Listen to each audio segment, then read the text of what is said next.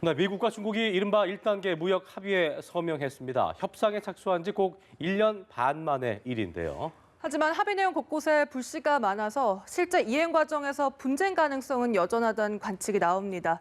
첫 소식은 워싱턴에서 윤석희 특파원이 보도합니다.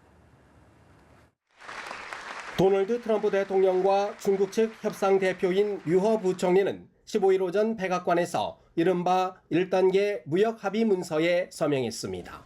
지난 2018년 7월 미국이 중국산 제품에 관세를 부과하며 무역 전쟁이 촉발된 지 약 18개월 만입니다. 트럼프 대통령은 양국 간 매우 힘겨운 협상이었지만 엄청난 합의라며 미국 노동자와 농민, 가족에게 경제적 정의와 안전의 미래를 제공할 것이라고 평가했습니다. 시진핑 중국 국가주석도 류허 부총리가 대독한 서한에서 이번 합의는 미중이 대화를 통해 견해차를 해소하고 해법을 찾을 수 있다는 것을 보여준다고 밝혔습니다. 86쪽 분량의 1단계 합의문에서 중국은 320억 달러 규모의 농산물을 포함해 향후 2년간 2천억 달러, 약 231조 7천억 원 규모의 미국 제품을 구매하기로 한 것으로 전해졌습니다. 미국은 당초 지난해 12월 15일 부과할 예정이었던 중국산 제품 1,600억 달러어치에 대한 관세를 부과하지 않기로 했습니다.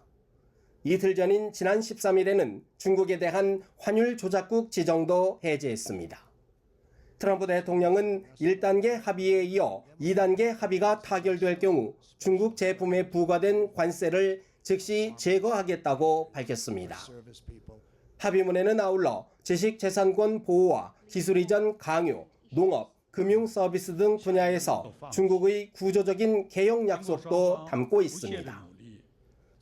미중 간 이른바 무역 전쟁이 일단 한 고개를 넘었다는 평가지만 합의 이행 과정 곳곳에 불씨가 남았다는 분석도 나옵니다.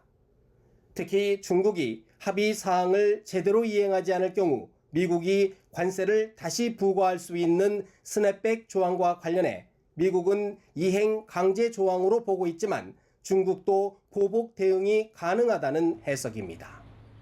특히 2단계 협상에서는 기업 보조금 지급 문제와 티벳, 신장 위구르 인권 문제, 홍콩 시위 등 정치 경제적으로 얽힌 사안들이 많아 1단계보다 훨씬 더 어려운 과정이 될 것으로 보입니다.